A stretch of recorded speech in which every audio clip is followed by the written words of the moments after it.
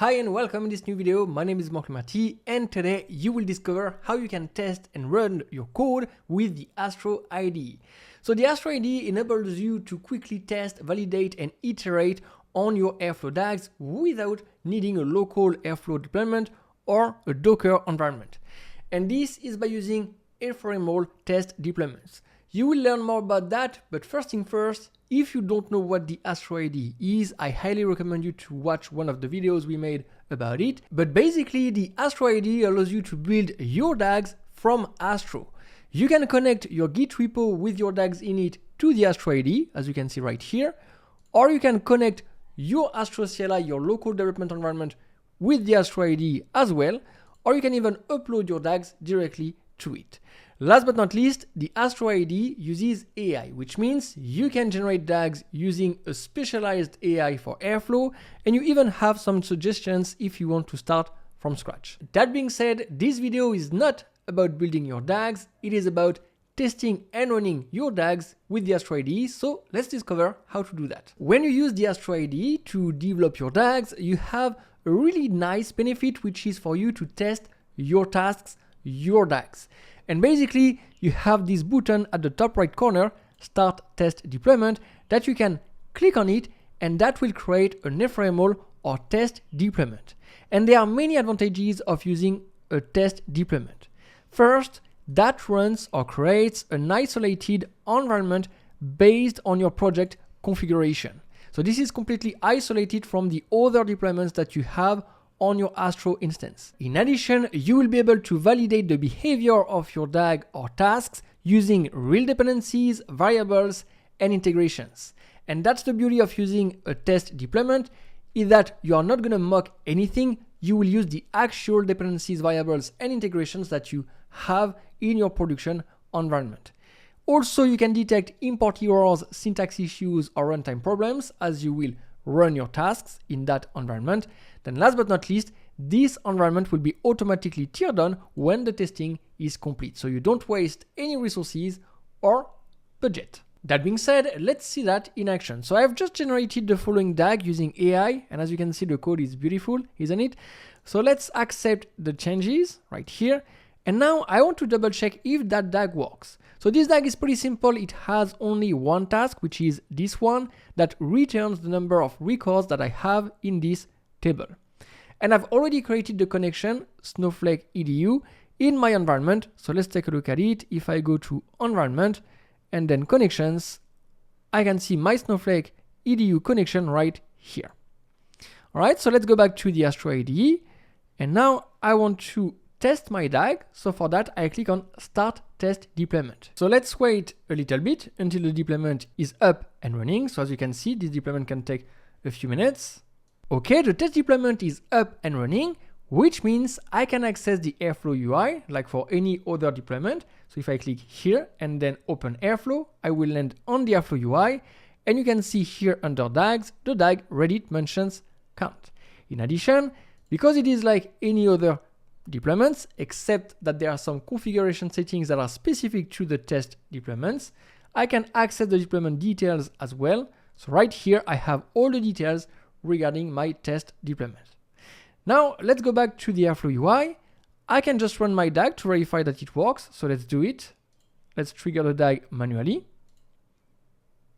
Okay, I'm going to select the DAG and wait for the DAG run to complete. And you can see that it works, right? I have 9 records in my table. Great. So this is one way for you to verify if your DAG works. It's just by running your DAG directly from the Airflow UI. Another option to you is to use the Test tab in the Astro IDE. At the top left corner next to code, you have the Test tab. If you click on it, you will be able to select your DAGs. So here Reddit mentions count, and you have your task, get raw count. The beauty of this view is that you can uniquely test your tasks. So you see that little button run, that means you can click on that button to run this task and only this task. So let's add another task to the DAG just to make this example easier to understand. So I just added a new task, display row count, as you can see right here, that display the number of rows in my table on the standard output. So I pass get row count, the task, as a value of display row count. So since I added a new task, I need to synchronize my DAG with the test deployment. So here, sync to test. Let's wait a little bit until the synchronization is complete.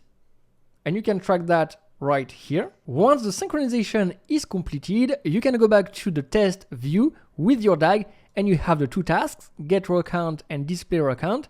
And now I run get row count just to see if the task works. So you see the status of the task. And let's wait for the logs. Okay, so it looks like it works.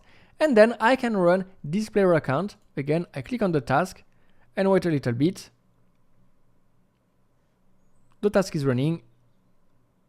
And I can see on the logs the value 9 as expected. This is great, but what happens if I make a mistake in my DAG?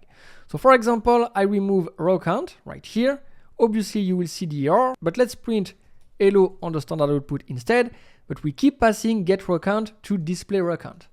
So we can synchronize the DAG again. Okay, the DAG is synchronized, but if we carefully take a look at the bottom left corner, we have an import error. If we click on it and go to import errors, you can see here the error, too many positional arguments, because we are trying to pass a value to display row count that does not take any parameters. So that's how you can test for import errors or just errors in your DAGs using your test deployment. And if you don't want to fix the issue by yourself, you can even ask Astro to fix it. All right, so everything is fixed. Now the DAG works. There is another thing that I would like to highlight is when you use connections in your tasks. So as you can see here, we have this task that uses the Snowflake EDU connection. You have to ensure that this connection is available in your test deployment. Otherwise, you will get an error. So how do you make sure that your connections are available in your test deployments? Well, the way to do that is to go to your environment manager and then connections. And then when you create a connection, you have to make sure that this setting automatically linked to all deployments is turned on, so that each time you create a new test deployment, your connection will be automatically linked to it. If you don't do that, then you will have to manually link your connection to your test deployment. So that's why it is better to turn on this setting. Same thing for your Airflow variables. If you create a new variable, ensure that you turn on this setting so that the variable is automatically available in your test deployment. If you don't do that, you will have to link the variable with your test deployment manually. And you don't really want that because again, you will create many test deployments and those test deployments will be removed automatically after a specific period of time. If you have many Airflow connections or variables, I don't think you will find that very convenient to manually link all of them each time you want to test your DAGs or tasks. And that applies to environment variables as well. When you create a new environment variable, you have the same setting. All right, the last thing that I wanted to show you is the settings corresponding to your test deployments. Keep in mind that by default, the settings of your test deployments are the workspace settings. So if you go to the workspace settings, you can see here in general, Astro IDE, and here you have test deployment timeout, which is the amount of idle session time before a test deployment is automatically stopped. And by default, it is 120 minutes. You have the test deployment cluster. So which cluster do you want to use when creating a test deployment? And finally, auto start test deployments, which is disabled by default. And when it is enabled, you will create a temporary deployment for every Astro IDE session. So that might not be what you want. That's why by default it is disabled, as that can incur additional costs. And obviously you can change those settings by clicking on edit and change whatever setting you want. That's it about testing and running code with the Astro IDE. I hope you enjoyed that video. I highly recommend you to test the Astro IDE because ultimately you will save a lot of time using it. So I see you for another video. Take care.